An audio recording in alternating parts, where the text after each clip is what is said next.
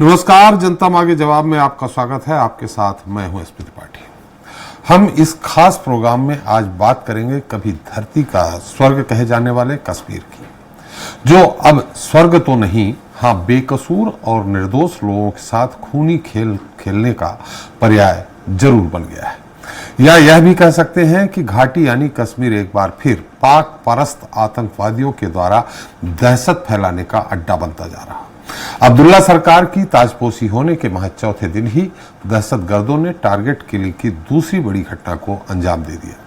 हालांकि स्थानीय राजनीतिक पुरोधा यह दावा करते नहीं थकते थे कि कश्मीर में इसलिए आतंकी घटनाएं हो रही हैं कि वहां लोकतांत्रिक सरकार नहीं है। मगर महज 4 दिनों के अंदर हुई 2 घटनाएं नेताओं के दावों के उलट संकेत दे रही हैं। धारा 370 को हटाए जाने और घाटी में अतिरिक्त सुरक्षा बलों की तैनाती के बाद आतंकवाद की वारदातों में कमी आई थी। मगर पिछले 2 सालों में दहशतगर्दी की घटनाएं घाटी की जगह जम्मू में होने लगी थी, जो अब फिर घाटी में शुरू हो गई है। श्रीनगर से महज 20 किलोमीटर दूर गांदरबल में हुई इस खूनी वारदात का सबसे गंभीर पहलू यह है कि टनल मजदूरों पर आतंकियों द्वारा पहली बार ऐसा हमला किया गया है। जाहिर है इसका सीधा असर राज्य के विकास पर पड़ेगा, क्योंकि किसी भी निर्माण कार्य के लिए आने वाले समय में ना मजदूर मिलेंगे और ना ही तकनीकी विशेषज्ञ। खैर, इस वारदात का आगे क्या असर पड़ेगा क्या नहीं, इस पर चर्चा करेंगे आज के हमारे इस मुद्दे पर नई सरकार आतंक का वार।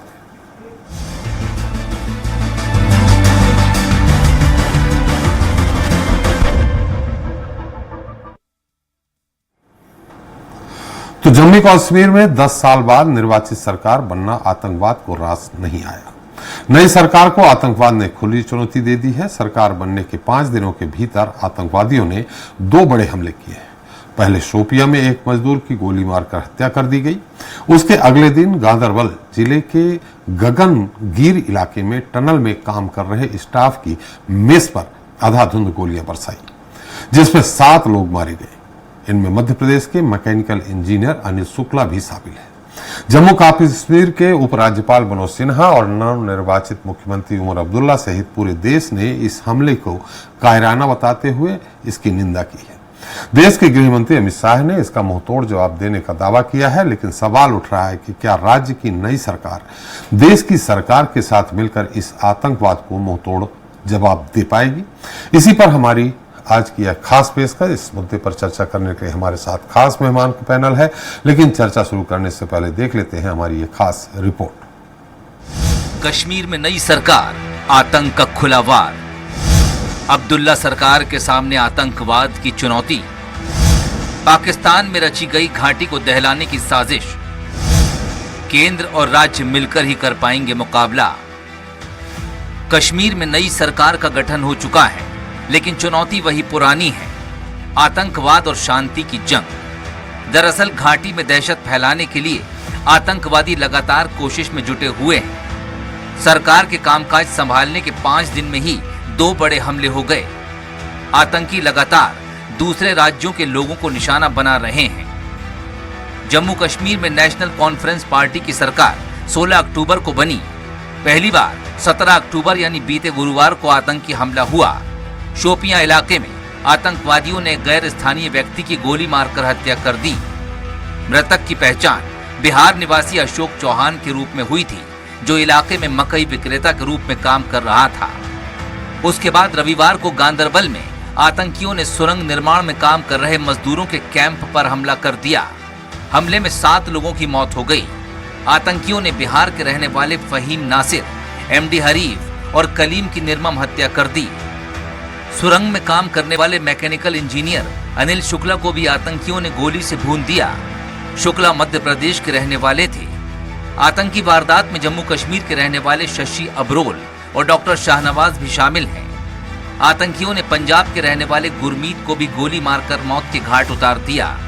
इस हमले की जिम्मेदारी द रेजिस्टेंस फ्रंट यानी टीआरएफ ने ली है। ये संगठन लश्कर तैयबा का मुखौटा बताया जाता है और पाकिस्तान से घाटी में दहशत फैलाने की साजिश रची जाती है। साथ ही पाकिस्तान इस आतंकी संगठन को फंडिंग भी करता है। आतंकी वारदात के बाद देश में उबाल है। उपराज्यपाल मनोज सिन्हा और मुख्यमंत्री उमर अब्दुल्ला के सामने अब घाटी में शांति बड़ी चुनौती बन गई है। केंद्रीय गृह मंत्री अमित शाह ने कहा कि जम्मू कश्मीर के गगनगीर में नागरिकों पर हुआ नृशंस आतंकी हमला कायरतापूर्ण है, आतंकी बख्शे नहीं जाएंगे। राज्य के मुख्यमंत्री उमर अब्दुल्ला ने भी आतंकी घटना पर दुख जताया। उनके पिता और पूर्व सीएम फारूक अब्दुल्ला ने कहा कि पाकिस्तान के मंसूबे कभी पूरे नहीं होंगे। सरकार के साथ गठबंधन में शामिल कांग्रेस के दिग्गज नेता और लोकसभा में नेता प्रतिपक्ष राहुल गांधी ने भी आतंकवाद को मुंहतोड़ जवाब देने को कहा है। मध्य प्रदेश के मुख्यमंत्री डॉक्टर मोहन यादव ने इस घटना को कायराना बताते हुए प्रदेश के बेटे मैकेनिकल इंजीनियर अनिल शुक्ला के परिवार के प्रति शोक संवेदना जताई है। साथ ही अनुग्रह राशि का भी ऐलान किया है। घाटी में दहशत फैलाने के लिए आतंकवादी लगातार कोशिश में जुटे हुए हैं। वो पाकिस्तान में बैठे आतंक के आकाओं से निर्देश लेकर जम्मू कश्मीर में खून खराबा करने को आमादा रहते हैं। वो अपने संगठन में भर्ती करने के लिए भी तमाम तरह के हथकंडे अपना रहे हैं। अब जम्मू कश्मीर की सरकार को राजनीति से परे हटकर काम करना पड़ेगा। केंद्र सरकार के कंधे से कंधा मिलाकर ही इस आतंकवाद का खात्मा किया जा सकेगा। अजय त्रिपाठी, स्वराज एक्सप्रेस, भोपाल।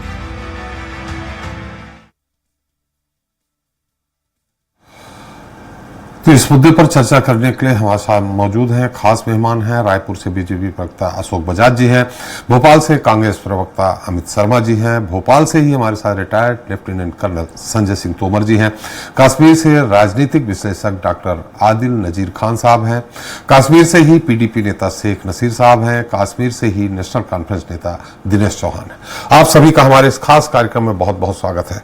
सबसे पहले बजाज साहब, आपको मेरी आवाज आ रही है?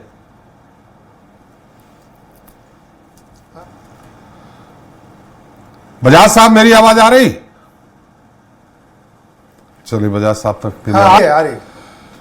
बजाज साहब, ठीक है, वहां सरकार बन गई उमर अब्दुल्ला जी की, और मगर केंद्र शासित राज्य होने के कारण अभी भी चाहे पुलिस बल हो चाहे अन्य बल हो, ये केंद्र सरकार के अधीन होता है। और लगातार केंद्र सरकार इस बात का दावा कर रही है कि वहां आतंकवाद पूरी तरह से समाप्त कर देंगे। 2019 के बाद से दावा किया जा रहा। बीच में जरूर पत्थरबाजी की घटनाएं कम हुई, खत्म हो गई, आतंकवाद की गतिविधियां कम हो गई, लेकिन फिर से बढ़ी, और ऐसे पहले जम्मू में बढ़ी अब फिर घाटी में शुरू हो गई। क्या कहेंगे, कहीं फेलुअर है क्या?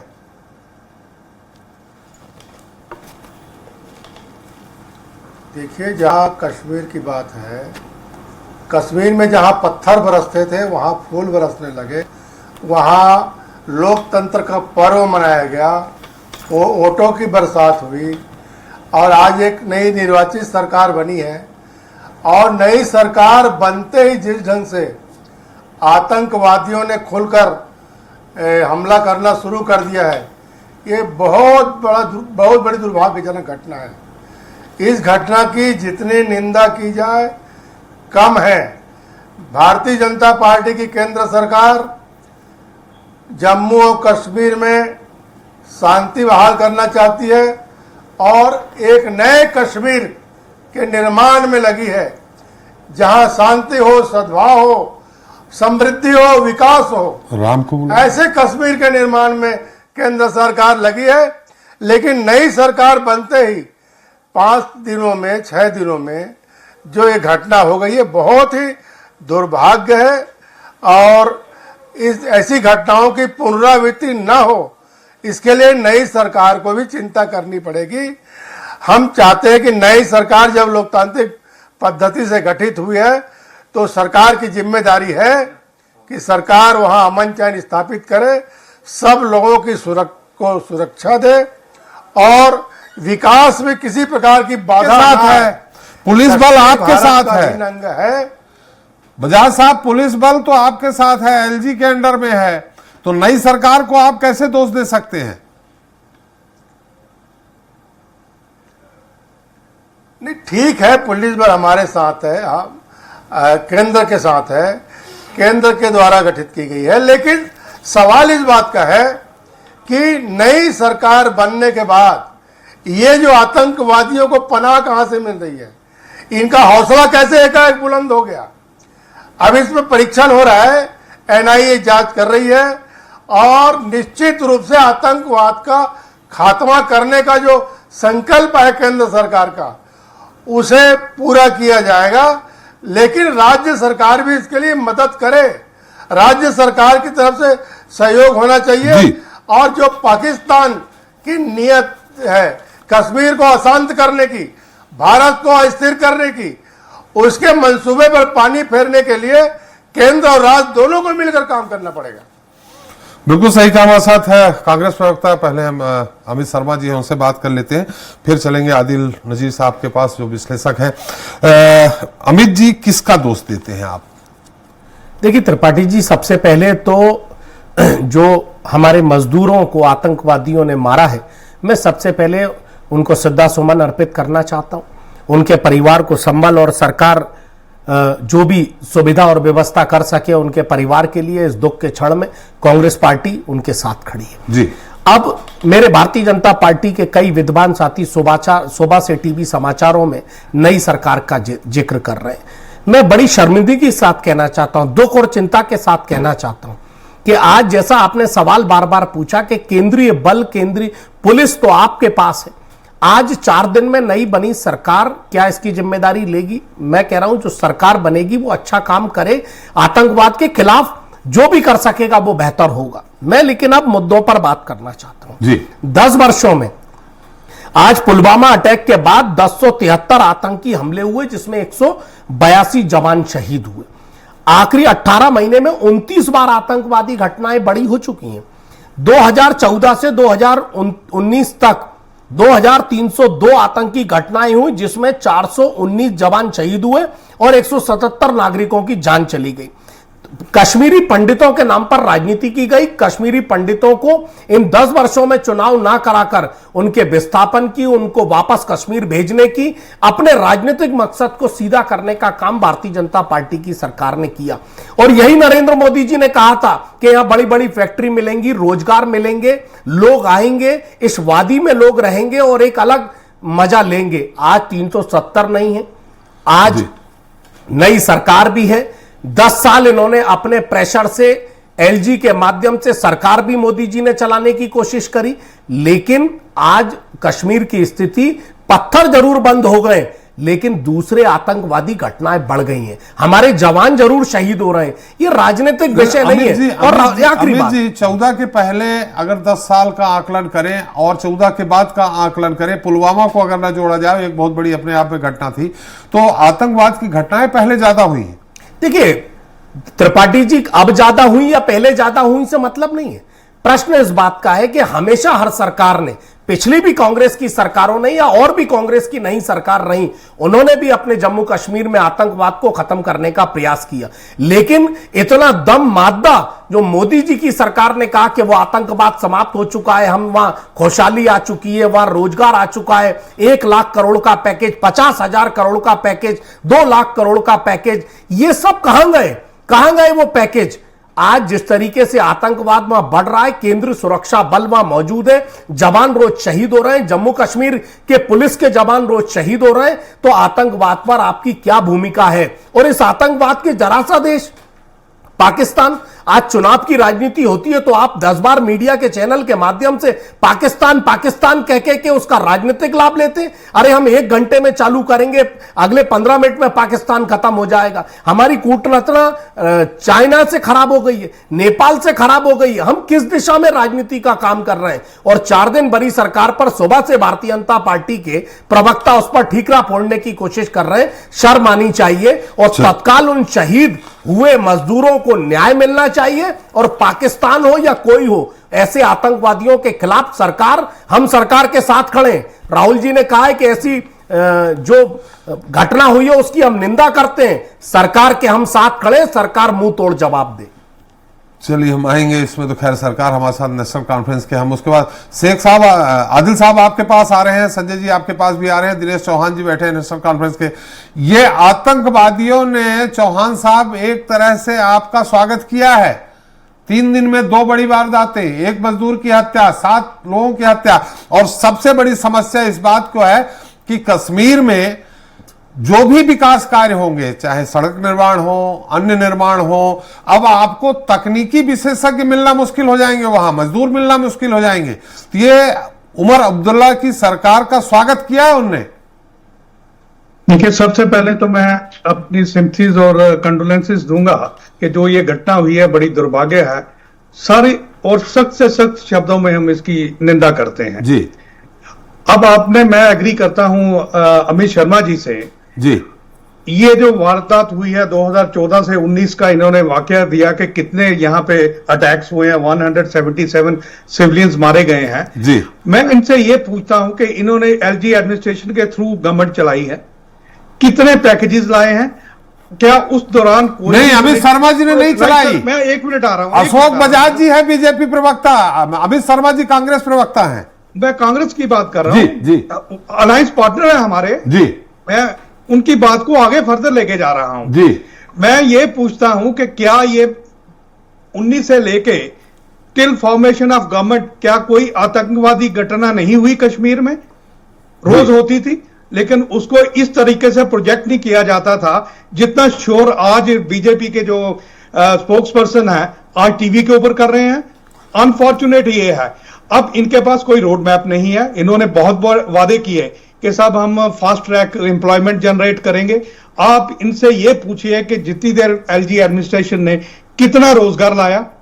अगर यहां पे हमारे जम्मू कश्मीर में अगर आज डेवलपमेंट वर्क्स चल रहे हैं, इसके कंट्रैक्ट्स जो हैं, ये एक यहां पे जनरल एक टेंडेंसी है, एक यहां पे दुखद घटना हो रही है कि जितने एम्प्लॉयमेंट पैकेजेस हैं इसमें जो लोग एम्प्लॉय किए जा रहे हैं, लोकल्स को कोई इसमें एम्प्लॉयमेंट नहीं मिल रही है। कंट्रैक्ट्स जो हैं वो बड़ी बड़ी कंपनियां आउटसाइड द स्टेट हैं, वो आते हैं वहां पे, इसलिए मजदूर भी वहां से आए। Unfortunately they became victim. Employment बिल्कुल जनरेट इन्होंने कहा हम करेंगे, लेकिन कोई नहीं हुई है। आक्रोश है, लेकिन इसी आक्रोश को तोड़ने के लिए 69 to 71% पोलिंग हुई है। ये JNK के इतिहास में इतनी हाई परसेंटेज ऑफ पोलिंग कभी नहीं हुई है। इस चीज को 2 दिन, अभी चौथा दिन है हमारा, 5वां दिन है आज सरकार बनने का। इन्होंने बड़े बड़े हमारे ऊपर एलिगेशन लगा दिए हैं। लॉ एंड ऑर्डर जो है वो LG के पास है, हमारे पास नहीं है। अभी हमने कितनी देर अब काम करना है? अभी ये जो मिलिटेंसी को खत्म किया जा सकता है, इसको टोटली हमें इवैक्यूएट या एवेपोरेट नहीं कर सकते, लेकिन इन कोऑर्डिनेशन सेंटर के साथ हमने पहले दिन कहा, फारूक अब्दुल्ला जो हमारे प्रेसिडेंट है पार्टी के, उन्होंने भी यही कहा, सीएम ने भी यही कहा, उमर अब्दुल्ला साहब ने, कि अगर हम इन कोऑर्डिनेशन विद सेंटर काम करेंगे तो कश्मीर में डेवलपमेंट भी हो सकती है और मिलिटेंसी के मुद्दे। दिनेश जी, ये जो घटना हुई इसको क्या मान रहे हैं आप?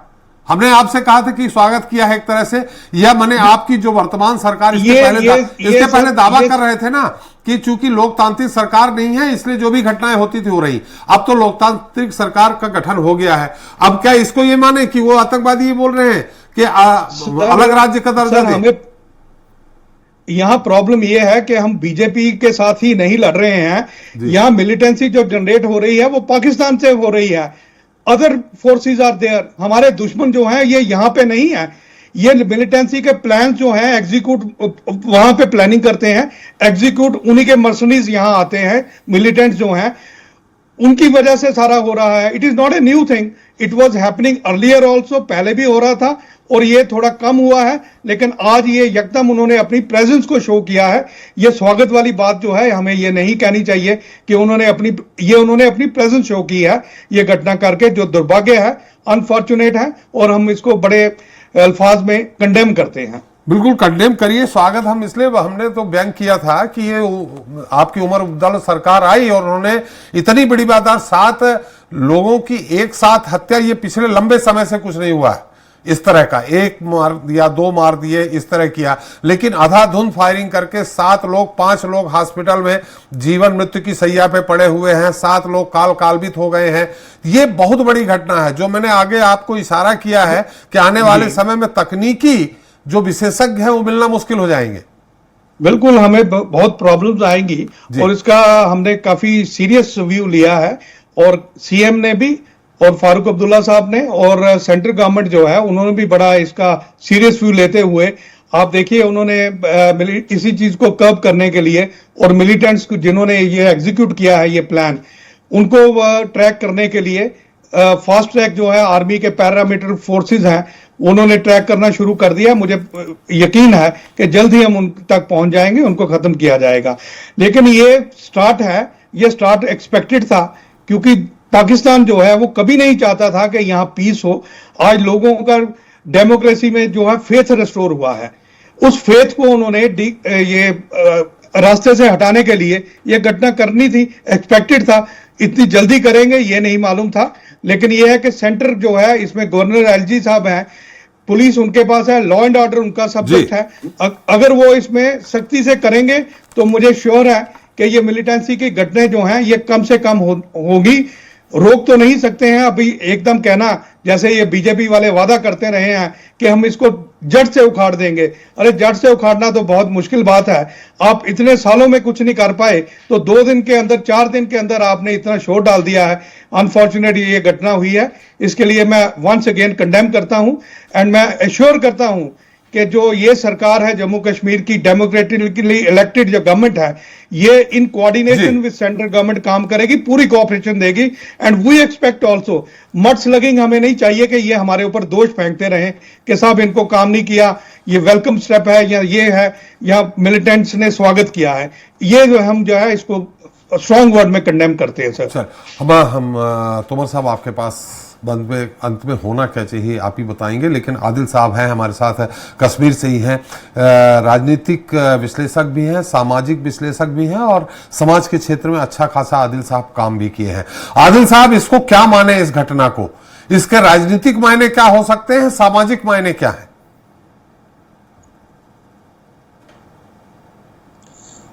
देखिए, ना तो इस घटना का कोई राजनीतिक मतलब है, ना इसका सामाजिक कोई मतलब है। अगर इस चीज को हम देखेंगे, ये पहली घटना नहीं है जम्मू कश्मीर के अंदर। पिछले 35 सालों से इस तरह की खून की होलियां कश्मीर के लोग देख रहे हैं, और अगर इस गन का सबसे ज्यादा कोई शिकार हुआ है वो जम्मू कश्मीर के लोग हुए हैं। और आज आप देखेंगे कि ये लहर कहां तक पहुंची। आपने अभी एक इंजीनियर का नाम लिया, वो रहने वाले हैं मध्य प्रदेश के, मजदूर का नाम लिया, वो रहने वाले हैं बिहार के, और आपने डॉक्टर का नाम लिया है, वो रहने वाला है कश्मीर का। आप इस चीज को समझिए, जब बंदूक से गोली निकलती है वो नहीं देखता है सामने कौन है। और हमें भी ये चीज सोचनी चाहिए, मजहब को साइड में रख के, सारी चीजों को साइड में रख के हमें ये चीज सोचना चाहिए कि हम किस तरीके से इस गन को बंद करें, यहाँ पे इस खून रेजी को बंद करें, इस खून की होली को बंद करें। हम देखिए, हमेशा से बातें बहुत की गई, हर एक पॉलिटिकल पार्टी ने अपने स्टैंड रखे, हर एक पॉलिटिकल पार्टी ने, हर एक सरकार ने दावे किए, लेकिन ऑन ग्राउंड जब हम देखेंगे पिछले 35 साल से ये गन रुकने का नाम नहीं लेता है। अगर 2 दिन शांति होती तो तीसरे दिन ये 4-5 लोगों को मार के चला जाता है। इसलिए हम सबको बहसियत इंसान पहले, बाकी साइड में सारी चीजें छोड़िए, हम सबको एकजुट होके इसका मुकाबला करना चाहिए। मुझे ये बात बताइए कि सारे लोग इस पे एग्री करते हैं, चाहे वो बीजेपी के प्रवक्ता हो, कांग्रेस के प्रवक्ता हो या हमारे नेशनल कॉन्फ्रेंस के प्रवक्ता हो, सब ने एक बात कही कि इसके पीछे पाकिस्तान का हाथ है। और हम अगर ये चीज मानते हैं तो मुझे ये बताइए कि ये जो लड़ाई गन और गन की जो लड़ाई है, ये पिछले 35 साल से चल रही है, लेकिन ये कभी खत्म ही नहीं हो रहा है। 2 को मारा जाता है तो 4 और आ जाते हैं, 5 को मारा जाता है तो 10 आ जाते हैं। इसलिए हमें एक रूट कॉज पे जाना पड़ेगा कि ये किस तरीके से सॉर्ट आउट किया जाएगा। हमारे दिल के 2 हिस्से किए गए हैं, एक हिस्सा उनके पास है, एक हिस्सा इधर है। और अमित शाह जी पार्लियामेंट में कहते हैं कि हम उस हिस्से के लिए जान देंगे, लेकिन मुझे समझ नहीं आ रहा है कि जान देने की जरूरत नहीं है, लेकिन बात तो कीजिए, उस हिस्से को जोड़ दिए ना, उस दिल को और इस दिल के हिस्से को जोड़ दीजिए, ये मसला खुद ही सॉर्ट आउट हो जाएगा। लेकिन उस पर कोई बात ही नहीं कर रहा है, उस पर कोई काम नहीं किया जा रहा है, खाली बातें हो रही है। किस चीज की? राजनीतिक पॉइंट्स बनाने की कोशिश की जा रही है। वो कहता है मैंने ये कर दिया, ये कहता है मैंने ये कर दिया। मुझे ये बताइए, आपने अभी नेशनल कॉन्फ्रेंस के प्रवक्ता को कहा कि जी आपका स्वागत है। मुझे ये बताइए कि ये 4 दिन में सरकार बने, बल्कि मैं नेशनल कॉन्फ्रेंस से मेरा कोई ताल्लुक नहीं है, मैं अपोजिट पार्टी को बिलोंग करता हूं, लेकिन मैं आपसे एक बात पूछना चाहता हूं, नेशनल कॉन्फ्रेंस के तो 4 ही दिन सरकार बनी, उससे पहले भी तो ये घटनाएं हो रही है। ये जो 142 जवान इस देश के मारे गए, वो तो नेशनल कॉन्फ्रेंस की सरकार में नहीं हुए। इसलिए ये जो घटनाएं हैं, ये जो बातें हो रही है, जो चीजें हो रही है, ये कंटिन्यूअसली हो रही है। इसमें सरकार किसी की हो, इट डजंट मैटर, सरकार चाहे किसकी भी हो, इससे कोई मतलब नहीं बनता है उनको। इस तरह लेकिन ये सामूहिक खून की होली चल रही है। आदिल साहब, खून की सामूहिक होली 7 लोग एक साथ ये मतलब मेस में अटैक करके मार देना, इस तरह की घटनाएं नहीं हुई। 2-2, 3-3 फिर जम्मू में हुई है, गांव में अटैक हुआ है, लेकिन इस तरह मेस में अटैक कर देना 7 लोगों का, ये बड़ी घटना हुई है काफी लंबे समय बाद। इससे बड़ी घटनाएं भी हुई है, जी। ये नहीं कह रहा हूं कोई घटना छोटी है या बड़ी है, वही जानता है जिसके घर से उसका चिराग छीना जाता है, ये दर्द वही समझ सकता है, और हमसे बेहतर ये कोई दर्द नहीं समझ सकता है। हम लोगों ने कुर्बानियां दी है। मैंने आज भी कहा है, एक डॉक्टर की क्या खता हो सकती थी, उसकी बेटी की 4 दिन पहले शादी हुई थी, वो उसका भी जनाजा उठा गया। सबसे 1,20,000 कश्मीरी आज तक जान दे चुके हैं इस जमीन के लिए, लेकिन हमसे कोई पूछता ही नहीं, हमारा दर्द कोई समझता नहीं। मैं यही कह रहा हूं कि हमें रूट पे जाने की जरूरत है, हम सबको मिलके इसको खत्म करना चाहिए, क्योंकि अगर हम एक दूसरे पे दोष देते रहेंगे, एक दूसरे को जिम्मेदार ठहराते रहेंगे, ये खून की होली कभी बंद होगी नहीं और कश्मीरी मरता रहेगा और नॉन कश्मीरी भी आज ये वहां तक भी पहुंचा। आपने एक अच्छी इंपॉर्टेंट बात अभी कही कि अगर इस तरह की घटनाएं और हुई तो जो टेक्निकल लोग बाहर से आते हैं या मजदूरी करने के लोग बाहर से यहां आते हैं, जिनकी जरूरत है यहां पे, मैं मानता हूं, वो भी नहीं आएंगे, फिर उससे बड़ा नुकसान हो सकता है। और दूसरी, आज जो सरकार है, चाहे एलजी साहब के पास पुलिस हो या उमर साहब के पास हो, आज तो एलजी साहब के पास है, लेकिन जब तक ये दोनों मिलके नहीं चलेंगे, मुझे नहीं लगता इस जैसी सेंसिटिव जगह पे कोई आप आगे कुछ डेवलपमेंट कर सकते। जी बिल्कुल सही कहा जी। आवाज, आदिल साहब मेरी आवाज आ रही है आपको? चलिए आदिल साहब के, अब हमारे साथ तोमर साहब क्या हल हो सकता है इसका? देखिए बात है, हमारे विश्लेषक कह रहे हैं आदिल साहब के मिलके ये करना पड़ेगा। नेशनल कॉन्फ्रेंस के दिनेश चौहान साहब कह रहे हैं कि ये ऐसा नहीं है, घटनाएं होती रही हैं। उमर साहब इसके लिए पूरी तरह से प्रयास करेंगे कि इस तरह की घटनाएं न हो और पीस हो, शांति हो जाए। अमित शर्मा जी ने अपनी गिनाई, अशोक बजाज जी ने कहा कि हमारी केंद्र सरकार इस बात पे कटिबद्ध है कि वहां विकास हो और ये धीरे धीरे ये सारी चीजें समाप्त हो और सबका साथ, सबका विकास वहां भी लागू हो। कैसे हो पाएगा ये, लेफ्टिनेंट साहब? मैं कर्नल तोमर हूँ, हाँ, रिटायर्ड आर्मी ऑफिसर। जी। मैं एक स्ट्रेटेजिक एनालिस्ट हूँ, वेपन एक्सपर्ट हूँ और इकोनॉमिस्ट हूँ। कश्मीर या आतंक के ऊपर अगर हमको वार करना है जी, तो हमको ये समझना है कि इसकी जड़ें पाकिस्तान में हैं। जी सारा कुछ पाकिस्तान कंट्रोल कर रहा है जी, और अगर हमको कुछ करना है तो हमको पाकिस्तान के ऊपर करना है। मैंने देश हित में, देश के लिए 2 मंत्र दिए हैं, अटैक ऑन पाकिस्तान और दूसरा डीमोनेटाइजेशन। जी मुझे ये नहीं समझ में आ रहा है कि हम पाकिस्तान के ऊपर क्यों अटैक नहीं कर रहे हैं।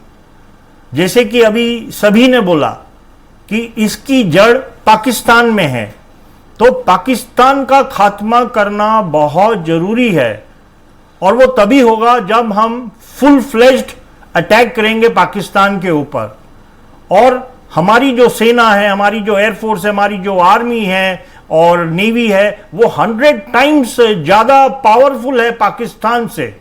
जी, मुझे ये नहीं समझ में आ रहा है और मेरी ये रिक्वेस्ट है मोदी गवर्नमेंट से कि इस साल पाकिस्तान के ऊपर अटैक होना चाहिए। अदरवाइज पॉलिसी कहती है क्या ये? Yes, otherwise it will be disastrous for the country. देश हित में हमको पाकिस्तान के ऊपर अटैक करना है। हम जम्मू कश्मीर की बातें करते हैं, लेकिन आज पूरे देश में आतंकवाद है। दिल्ली में बॉम्ब ब्लास्ट हुआ है परसों, और रोजाना 20-25 थ्रेट्स इंडियन एयरलाइंस को मिल रहे हैं कि हम आपके हवाई जहाज को उड़ा देंगे। तो पाकिस्तान के ऊपर अटैक करना बहुत जरूरी है, पाकिस्तान का पूरा खात्मा करना है और पाकिस्तान को हमको डिवाइड करना है। यह प्लान ऑलरेडी हमारे इंडियन आर्मी के पास है कि पाकिस्तान को हम उसको 4 भाग में डिवाइड करना पड़ेगा, तब जाके आतंक का खात्मा होगा। अदरवाइज ये आउट ऑफ कंट्रोल हो जाएगा और फिर हमारे लिए एक बहुत बड़ी प्रॉब्लम खड़ी हो जाएगी। युद्ध ही एकमात्र। यस, इसका कोई सोल्यूशन नहीं है।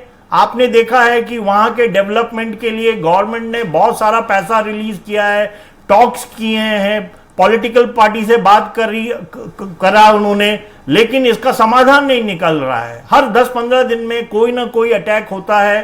तो इसका जो एक ही समाधान है वो है that is attack on Pakistan.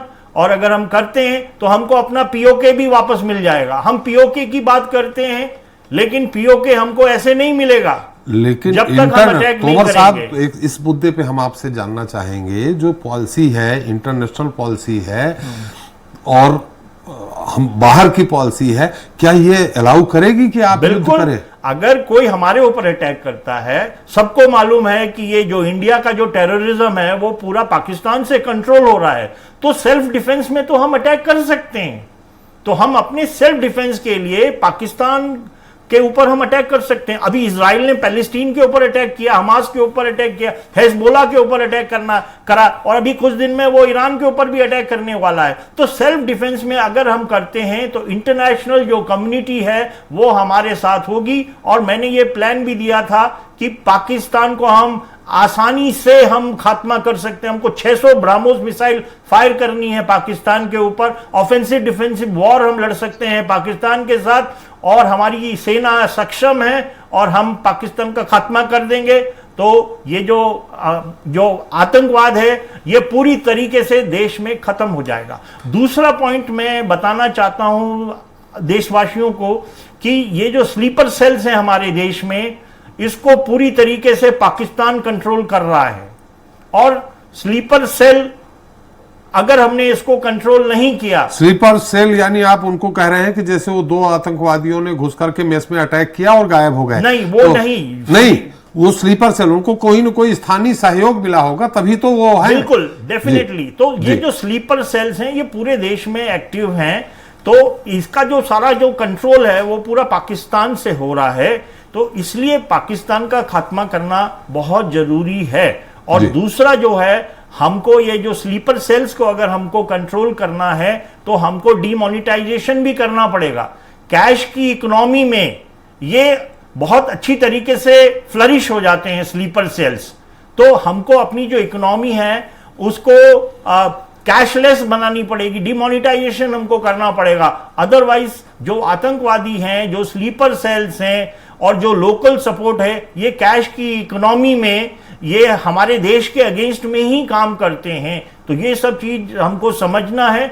हम कितनी भी अंग्रेजी कर लें, हम कितनी भी बातचीत कर लें, कुछ भी कर ले, उसका इलाज केवल ये है कि हमको पाकिस्तान का खात्मा करना है। और मैं भारत की सरकार से रिक्वेस्ट कर रहा हूं कि इस साल आप अटैक कर दीजिए और हम आसानी से पाकिस्तान का खात्मा कर सकते हैं, क्योंकि हम बहुत पावरफुल हैं, पाकिस्तान से 100 टाइम्स पावरफुल है। हमारी आर्मी, नेवी, एयरफोर्स पूरी दुनिया में it is one of the best defence forces in the world.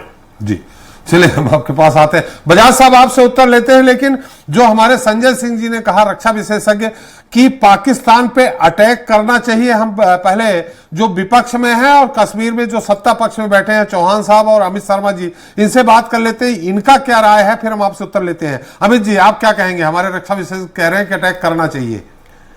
देखिए, वो चूंकि वो सेना में रहे और चीजों को जानते हैं, लेकिन मेरा पक्ष यह है कि हमारी इंटेलिजेंसी और हमारी चीजों को हमें और पुख्ता कि किस तरीके से वो वहां पर प्लांट हुए, और जो स्लीपर सेल के नाम से जैसा कर्नल साहब ने बताया कि लोग एक्टिव हैं, हमें उनको आइडेंटिफाई करना होगा, नष्ट करना होगा। और चूंकि भारत सशक्त है, और मुझे याद आता है इस डिबेट में आज इंदिरा गांधी जी थी, और इंदिरा गांधी जी ने तय करा जब 71 का इलेक्शन 71 का जब वॉर था, तो हमने पाकिस्तान के 2 टुकड़े कर दिए, बांग्लादेश को अलग कर दिया। और जब जब हमारे देश पर इस तरह की बात आएगी, निश्चित तौर पर हम सक्षम है, हमारी सेना सक्षम है, हमारे जवान सक्षम है। वहां स्थानीय लोगों का आपको अच्छा खासा सपोर्ट मिला था बांग्लादेश अलग करने में? नहीं, देखिए, जब सपोर्ट मिला था जब हमारी सेना सशक्त थी। और त्रिपाठी जी, जब जब आप सशक्त होंगे तो लोग सपोर्ट में खड़े होंगे। हर कोई पाकिस्तान से सपोर्ट नहीं है। आज कश्मीर की बात करते हैं, पीओके की बात करते हैं, पाकिस्तान ने सेना लगा रखी है कई लोग,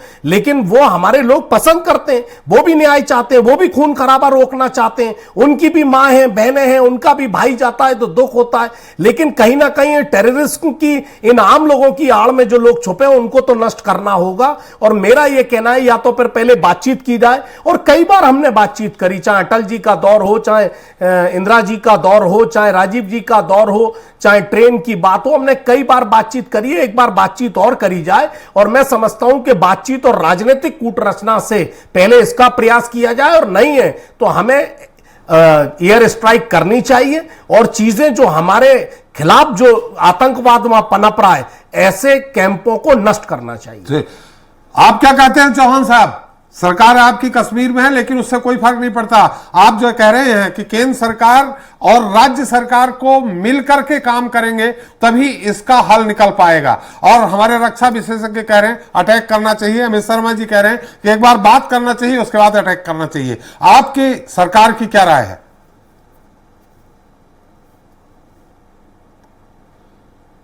चौहान साहब, आपकी आवाज नहीं आ रही।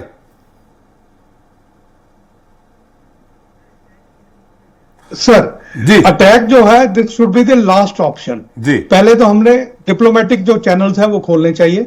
बातचीत जो है, बार बार कहा जा रहा है कि उनसे बात की जाए। We are very proud of our Indian army. Camps में और वहां पे अटैक भी किया है इन्होंने, उनके वहां पे घुस के पाकिस्तान में उन्होंने कैंप्स को नष्ट किया। इसके अलावा आज आप देखिएगा कि पाकिस्तान में घुस के टॉप टेररिस्ट जो है उनको मारा जा रहा है। ये कौन करवा रहा है? We are proud of our Indian army. ऐसी बात नहीं है कि लास्ट ऑप्शन जो है अटैक ही होना चाहिए, लेकिन उसके लिए हमें डिप्लोमेटिक चैनल्स पहले खोलने चाहिए और इंटरनेशनल फोरम में जो है आवाज उठानी चाहिए, because there are so many. अब आप देखिए, इन्होंने कहा कि वॉर लगी है। वॉर में भी आज जो है वहां मोदी साहब को कहा जा रहा है कि आप इसमें इंटरवीन करें, मध्यस्थता करें, ताकि ये जो है वॉर खत्म हो सके। ऐसी भी सिचुएशन नहीं होनी चाहिए। अब यहां पे जम्मू कश्मीर का जो रियासत है, मैं डॉक्टर आदिल से एग्री करूंगा। यहां पे सर, अगर जम्मू में एक आदमी है, अब मुस्लिम की बात कर रहा हूं, though I belong to another community, लेकिन उसका जो कजन है या उसका भाई है वो पाकिस्तान में है जी, इसलिए बात करना जो है बड़ा जरूरी है। अगर हम उनसे बातचीत करेंगे, देखिए ना ही पाकिस्तान जो है उनके जो जितनी देर तक उनकी नीतियां जो है वो चेंज नहीं होंगी। देखिए चौहान साहब, कश्मीर जो पाकिस्तान नहीं देने वाला है, जो उसके अधिकृत है, और जो हमारे अधिकृत है, हम उसको लेकर उसको भी लेने की बात करेंगे। देखिए, तो ये बातचीत से हल होगा क्या? बिल्कुल। आप ये देखिए कि आज इकोनॉमिकली पाकिस्तान किस स्टेज में है। थोड़ी देर के बाद वहां पे इतनी भूख नंग है कि आपस में लोग मरना शुरू हो गए हैं। यही मिलिटेंट जो है वहां पे काफी खराब करने वाले काम है। पाकिस्तान की गवर्नमेंट अनस्टेबल गवर्नमेंट है, पॉलिटिकल इंस्टेबिलिटी है वहां पे। अगर बातचीत है, क्योंकि वो भी आज हमारी तरफ देख रहे हैं कि किसी तरीके से हमारे से बात की जाए, क्योंकि हमारे पास जो है we are in a better situation. उस बेटर सिचुएशन में हम इकोनॉमिकली हम उनसे काफी आगे हैं, मिलिटरली हम उनसे काफी आगे हैं। अगर और अटैक करने की लास्ट ऑप्शन अगर हम करेंगे एक्सरसाइज, वो उस वक्त होनी चाहिए जब जरूरत पड़ेगी। लेकिन अगर हम इंटेलिजेंस नेटवर्क अपना है उसको स्ट्रांग करेंगे। देखिए, इन्होंने अभी कहा कि लोकल लेवल पे उनको स्लीपर सेल्स कहीं ना कहीं सपोर्ट मिल रही है। इसका मतलब ये है कि मैं ये एलिगेशन नहीं लगा रहा, लेकिन कहीं ना कहीं हमारे भी यहां पे कुछ कमियां हैं जो हम पूरी नहीं कर पा रहे हैं, क्योंकि इन्फिल्ट्रेशन जो है वो तो पाकिस्तान से हो रही है। बॉर्डर क्रॉस कर रहे हैं, बहुत बड़े बॉर्डर्स हैं, वेरी डिफिकल्ट कि हर जगह पे आर्मी जो है उनको रोके। ये हम एलिगेशन नहीं लगा रहे हैं, लेकिन कहीं ना कहीं पिलफरेज होती है, कहीं ना कहीं लोकल लेवल पे सपोर्ट भी है। उन सब चीजों को जो है इंटेलिजेंस नेटवर्क को और स्ट्रांग बनाने की जरूरत है, ताकि कम से कम ये जैसे ये क्रॉस ओवर करते हैं ये लोग पकड़े जाएं या इनको एलिमिनेट किया जाए। जी, बजाज साहब, आपने सुन लिया। आपने हमारे तोमर साहब जो रक्षा विशेषज्ञ हैं, हमारे दिनेश चौहान जी हैं जो कश्मीर श्रीनगर से हमारे साथ बैठे हैं, नेशनल कॉन्फ्रेंस से हैं, अमित शर्मा जी कांग्रेस प्रवक्ता बोल रहे हैं। अलग अलग राय है।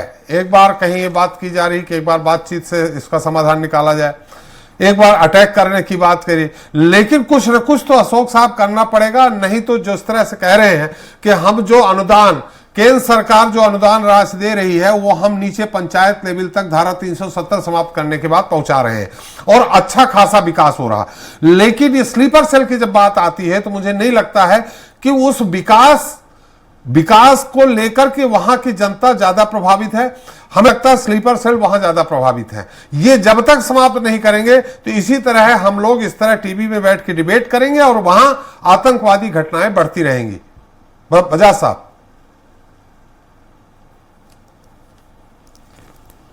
पाठी जी, पाकिस्तान जो है इतनी आसानी से मानने वाला नहीं है।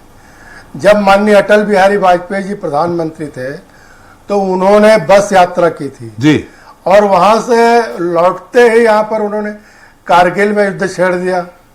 तो कुल मिलाकर पाकिस्तान जो है सीधी बात नहीं समझता है। लेकिन आज केवल भारत नहीं, दुनिया के अनेक देश ये मानते हैं कि पाकिस्तान आतंकवादी देश है और पाकिस्तान पूरे दुनिया भर के आतंकवादियों का पनाह स्थल बना हुआ है। तो फिर सीधी बात ना करके टेढ़ी बात करिए ना। आपकी सरकार है, सर्जिकल स्ट्राइक जी, आपकी सरकार है, टेढ़ी बात करिए। अब सभी बिंदुओं पर सभी जी, हमारी सरकार है, सभी पहलुओं पर विचार करेगी। सारे अवसर खुले हुए हैं, लेकिन कश्मीर में शांति हो, कश्मीर में विकास हो, कश्मीर के लोग मुख्य धारा से जुड़े, ये हमारी पार्टी का, हमारे केंद्र सरकार की प्राथमिकता में है।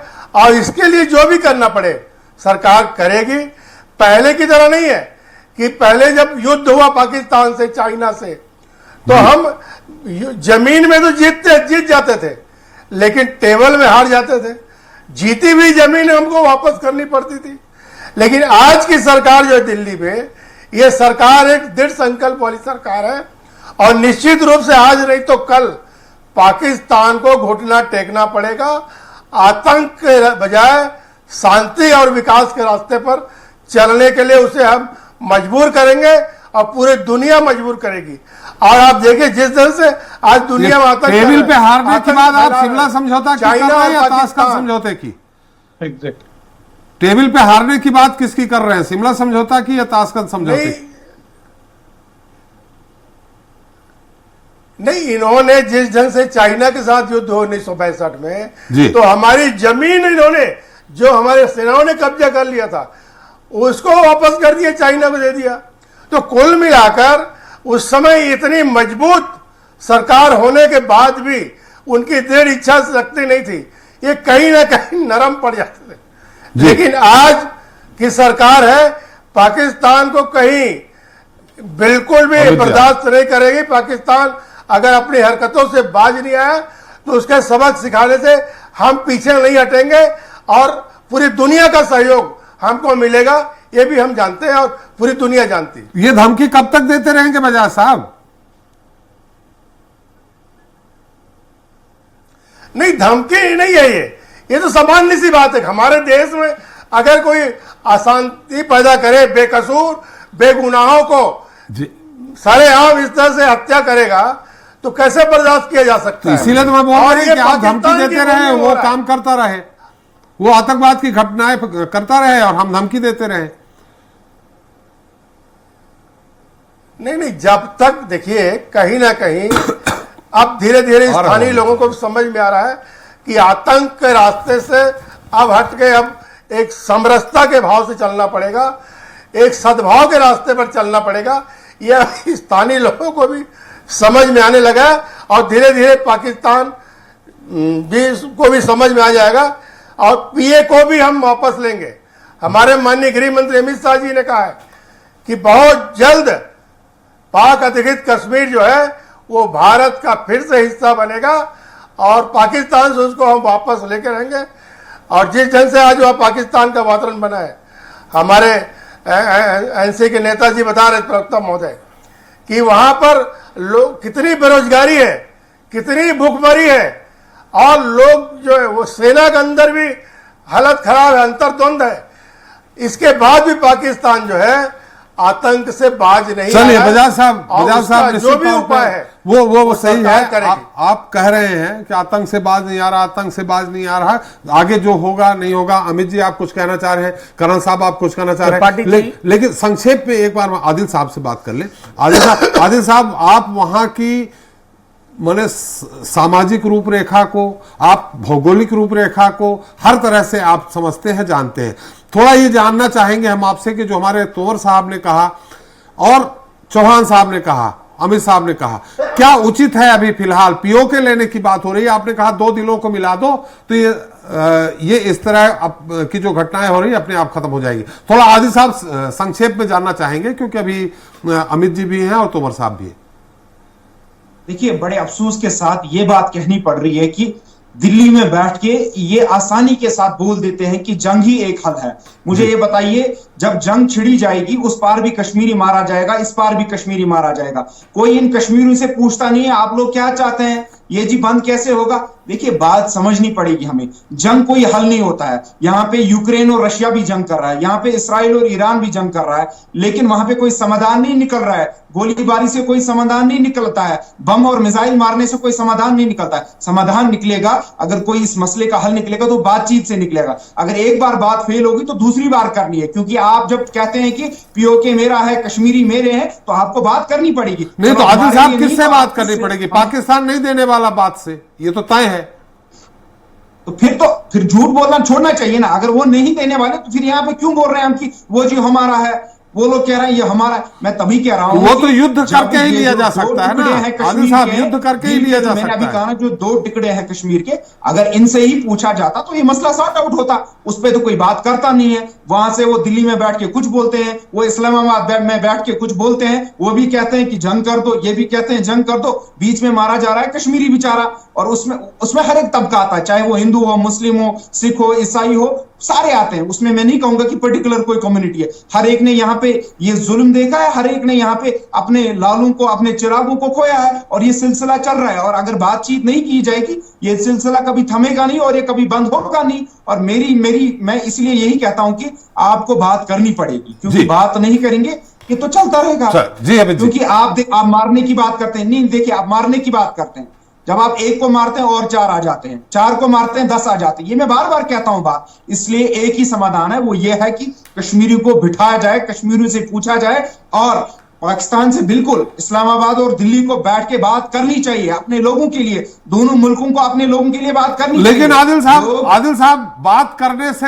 हल निकलेगा या नहीं निकलेगा, ये मुझे नहीं लगता। ये संजय सिंह तोमर जी ज्यादा अच्छा से बताएंगे। नहीं निकलेगा, क्योंकि जब बात में कश्मीरियों को इन्वॉल्व किया जाएगा, उस पार के कश्मीरियों को भी और यहाँ के भी कश्मीरियों को, यानी कि हम लोगों को भी, क्यों हल नहीं निकलेगा? यहाँ के कश्मीरी उनको कहेंगे आपको क्या लेना देना है, वहां के कहेंगे तो तब जाके बात बनेगी ना। अमित शाह जी कहते हैं बार बार कि देखिए पीओके के लोग इतने तंग आ चुके हैं, वो चाहते हैं कि हम हिंदुस्तान में शामिल आए। मौका तो दे दीजिए उनको, बेचारों को मौका दे दीजिए उनको। अगर वो आना चाहते हैं मोस्ट वेलकम, उनको मौका तो, जब मौका ही नहीं दे रहे आप खाली जंग की बात करते हैं, मारो और मार-दाड़ के बगैर हमने कोई बात की आज तक? मैं कहता हूं बात की जाए, और बात इस तरीके से की जाए, अगर एक बार फेल हो जाती है 10 बार करनी चाहिए। बिल्कुल आदिल साहब, लोगों के लिए अपनी बात करेंगे। अमित जो कुछ कहना चाह रहे हैं, आदिल साहब एक मिनट। जी अमित जी। त्रिपाठी जी, सबसे पहले तो चाहे जम्मू कश्मीर का व्यक्ति हो, चाहे मध्य प्रदेश का, चाहे देश में कहीं भी, वो पहले हिंदुस्तानी है। और अगर एक भी हिंदुस्तानी पर, चाहे वो मजदूर हो, किसान हो, जवान हो, अगर उस पर पाकिस्तान का कोई आतंकवादी आवाज उठाता है तो उसको मुंह तोड़ जवाब हिंदुस्तान को देना चाहिए। यह हमारी फ्रीडम है, यह हमारी स्वतंत्रता है, यह हमारे नैतिक मूल्यों का अधिकार है। और दूसरी बात, मेरे भारतीय जनता पार्टी के विद्वान साथी कह रहे थे, मैं कहना चाहता हूं देश के प्रधानमंत्री जी से, वो आपके अकेले के प्रधानमंत्री नहीं है, वो मेरे भी प्रधानमंत्री हैं। जब पाकिस्तान से वॉर होगा तो हिंदुस्तान की बात होगी, नरेंद्र मोदी और राहुल गांधी और किसी की बात नहीं होगी। वो मेरे देश लड़ेगा, मेरे जवान लड़ेंगे। तो मैं कहना चाहता हूं कि जितनी बार आप राजनीति में, चुनाव में, मेरे मेहरबानी करके बीजेपी के प्रवक्ता पाकिस्तान पाकिस्तान पाकिस्तान का उपयोग करते, एक बार ढंग से, दोबारा 71 के बाद ढंग से एक बार पाकिस्तान को समझाने की समय अगर आ गया, कूट रचना से मानता है तो ठीक, और नहीं तो सही समझाने का समय आ गया है। रोज एक जवान मारा जाता है, रोज किसान मारा जाता है, रोज कश्मीरी मारा जाता है, रोज माएं बेवा होती हैं। आज कब तक हम उस कूट रचना के माध्यम से बातचीत करते रहेंगे? एक बार आंख में आंख डाल के सीधी सीधी बात करिए, और नहीं है तो इंटेलिजेंस को मजबूत करिए, और जो है हमारी, और जो कहां पर आतंकवादी हैं उन्हें ढेर करिए। मतलब आपका कहना युद्ध, मैंने कहा कूट रचना से बात करिए, कूट रचना और अपने इंटेलिजेंस के माध्यम से। देखिए, जब से दिक्कत आई कि हमेशा जैसे कई एयर स्ट्राइक हुए, एक बार कई बार एयर स्ट्राइक सेना करती नहीं, है, आप लोग लेकिन सबूत इसका मांगने राजनीतिक लगते लाभ हैं। नहीं। त्रिपाठी सबूत जी, मांगने इसका लगते हैं राजनीतिक लाभ लेने की कोशिश मत करिए कि हम चुनाव में ये कहें हमारे देश के प्रधानमंत्री और बीजेपी के नेता हमने एयर स्ट्राइक कर दी, इससे सेना का मनोबल होता है? सेना रोज मरती है, रोज लोगों को मारती है, हमारी सबूत एयर नहीं मांगना स्ट्राइक चाहिए था करती ना है। आपको, सेना के नाम पर राजनीति बंद कर दीजिए सबूत और नहीं एक मांगना था हिंदुस्तान ना के आपको। नाम पर, एक आम नागरिक की सुरक्षा के नाम पर जब जब अगर हम पर कोई हमला करेगा, समझाइए। अगर पाकिस्तान नहीं समझता है तो मुंह तोड़ जवाब दीजिए। जी तोमर साहब, देखिए, जो बहुत सारी बातें आ गई, जो कई पाकिस्तान अगर हम बात करते हैं तो हमने पाकिस्तान से बहुत बार बातचीत की है। Honourable prime minister of India Vajpayee ji ने भी बात की थी पाकिस्तान की गवर्नमेंट से, और उसके बाद उन्होंने कारगिल युद्ध किया। तो हम पाकिस्तान के ऊपर विश्वास नहीं कर सकते हैं, और ये जो सारा आतंक है इसको पाकिस्तान कंट्रोल कर रहा है। और अगर हम कश्मीर की ग्रोथ चाहते हैं, कश्मीर में हम पीस चाहते हैं, कश्मीर में हम डेवलपमेंट चाहते हैं, हम चाहते हैं कि हमारा जो पीओके है वो वापस कश्मीर में आ जाए, भारत में आ जाए, तो पाकिस्तान के ऊपर अटैक करना पड़ेगा, पाकिस्तान का खात्मा करना पड़ेगा। और अगर हम जैसे ही पाकिस्तान का खात्मा करते हैं, डिवाइड करते हैं पाकिस्तान को, तो टेररिज्म और कश्मीर में पीस वापस लौट आएगी। नहीं, हमारे आदिल साहब कह रहे हैं बात करिए, एक बार बात करिए, हमने दो बहुत बार बात कर ली है, पाकिस्तान से बहुत बार बात कर ली है। हमारे प्राइम मिनिस्टर साहब वाजपेयी जी ने बात की थी, उसके बाद कारगिल ऑपरेशन हुआ है, तो ये बातचीत तो हमने बहुत बार कर रखी है। और आज मैं आपको ये बताना चाहता हूं कि जो पाकिस्तान आर्मी है वो JNK में वो इन्फिल्ट्रेट कर चुकी है। अभी उनके एक ब्रिगेडियर साहब को इंडियन आर्मी ने मारा था JNK में।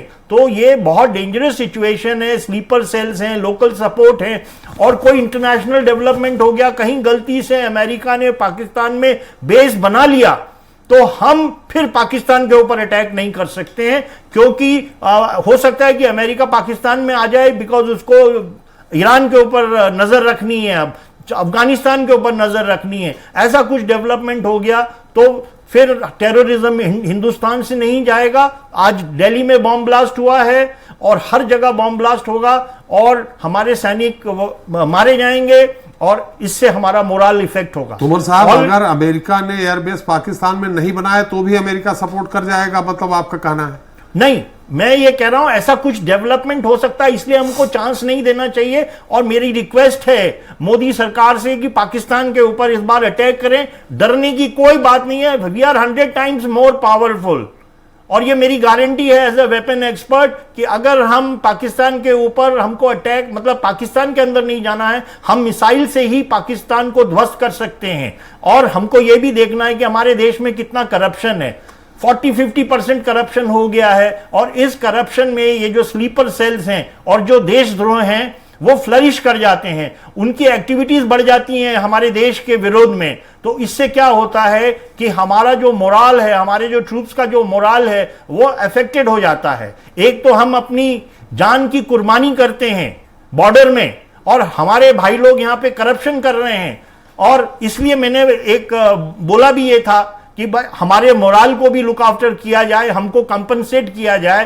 कि हमारे जो फौजी भाई हैं उनको 50% ऑफ द बेसिक पे एज नॉन करप्शन अलाउंस दिया जाए, सो दैट हमारा मोराल भी हर समय हाई रहे। और हम पाकिस्तान के ऊपर अभी तक हमने अटैक नहीं किया, और ये सिलसिला अगर बढ़ते रहा तो हमारा देश ग्रो नहीं कर पाएगा और हम टेररिज्म की गिरफ्त में आ जाएंगे, और हमारा पूरा जो इकोनॉमिक ग्रोथ है देश का वो रुक जाएगा। और ये जो स्लीपर सेल्स हैं, खुदा ना खास्ता कहीं गलती से भी न्यूक्लियर इस्टेब्लिशमेंट में ये पहुंच गए और इन्होंने कोई धमाका कर दिया, तो ये देश और दुनिया के लिए एक खतरा बन जाएगा। और ऐसा छोटा मोटा इंसिडेंट ऑलरेडी हो चुका है। ये एक बहुत सीक्रेट टॉपिक है, बहुत सेंसिटिव टॉपिक है, इसके ऊपर ज्यादा बात नहीं करी जा सकती है, इसलिए पाकिस्तान का खात्मा करना बहुत जरूरी है। जाते जाते मैं एक बार फिर मोदी गवर्नमेंट से रिक्वेस्ट कर रहा हूं कि इस साल पाकिस्तान के ऊपर अटैक कर दें, अदरवाइज ये कंट्री के लिए डिजास्टरस होगा। बातचीत हमने कर रखी है पाकिस्तान से, लेकिन कोई हल नहीं निकल रहा है। और मैं कश्मीरियों के लिए बात कर रहा हूं, आप लोगों के लिए मैं बात कर रहा हूं कि अगर हम पाकिस्तान का खात्मा करते हैं, पीओके मिल जाएगा और कश्मीर में पीस आ जाएगी और सबकी इनकम 3 to 4 टाइम्स हो जाएगी। जो आदमी 10,000 कमा रहा है वो 40,000 कमाएगा, ये मेरी गारंटी है। अगर हम पाकिस्तान को अटैक करते हैं और हम पाकिस्तान को डिस्ट्रॉय कर सकते हैं, इंडियन आर्मी बहुत पावरफुल है, one of the best army in the world it is, तो हमको अटैक करना चाहिए पाकिस्तान के ऊपर। चले, हमारा समय भी समाप्त हो गया। आदिल साहब, मैं फिर से आपके पास आता, चौहान साहब आपके पास आता, चूंकि समय की पाबंदी है, मेरा समय समाप्त हो गया है। नहीं, एक बार फिर आप लोगों की राय लेते। कुछ कह रहे हैं चौहान साहब? जी सर, मैं ये कहना चाहता था कि सेंट्रल एशिया में जम्मू कश्मीर जो है ये बॉर्डर स्टेट है। हमारे साथ सिर्फ पाकिस्तान का बॉर्डर नहीं लगता है, चाइना का बॉर्डर लगता है। और ये कर्नल साहब को मैं ये बता दूं कि चाइना जो है वो ऑलरेडी वहां पे एयर बेसिस बना चुका जी है। आपको वो भी देखना है कि ठीक है अटैक करेंगे हम, लेकिन उनके साथ कौन कौन चलेगा, it can result into a world war. Diplomatically हमने आइसोलेट किया आज पाकिस्तान को। हमने मुस्लिम वर्ल्ड में जो है वो गए, भीख मांगने गए, हर के पास जाते हैं, लेकिन ये आप देखिए मोदी गवर्नमेंट ने जो है उनको इतना आइसोलेट कर दिया है कि मजबूर कर दिया है। उन्होंने इस्लामिक जो उनकी कॉन्फ्रेंस है उसमें वो फेल हो गए, किसी ने उनको सपोर्ट नहीं किया। ये जो डिप्लोमेटिक ऑप्शंस हैं they are the best and war is the last resort. चलिए, हमारा समय भी समाप्त हो गया है, इसलिए आदिल साहब आपके पास नहीं आ रहा हूं। बहुत बहुत धन्यवाद, आप हमारे साथ जुड़े। अशोक जी आप हमारे साथ जुड़े, अमित जी आपका भी, तोहर साहब आपका भी, और चौहान साहब आपका हमारे साथ जुड़ने के लिए और अपना अमूल्य समय देने के लिए। तो आज हमने चर्चा की बीती रात कश्मीर में हुई आतंकी वारदात की, जिसे लेकर अलग अलग राजनीतिक दलों के अलग अलग तर्क और कुतर्क है। रक्षा विशेषज्ञ तो यहां तक दावा कर रहे हैं कि सारी वारदातें पाकिस्तान के द्वारा संचालित हो रही हैं, इसलिए पाकिस्तान से युद्ध ही एकमात्र विकल्प है। तो दूसरी तरफ सत्ताधारी दल का मानना है कि सरकार को बने मात्र 2 दिन हुए हैं, ऐसे में उसको दोष देना अनुचित है। समय आने पर वो इस तरह की वारदातों पर लगाम लगाने में कामयाब हो जाएंगे। बहरहाल आने वाले समय में क्या होता है क्या नहीं है तो बात की बात है, मगर कश्मीर में यदि इसी तरह निहत्थे और निर्दोष लोगों का खून बहता रहा तो निश्चित ही न वो प्रदेश के लिए अच्छा है न ही देश के लिए। आज के लिए इतना ही, नमस्कार।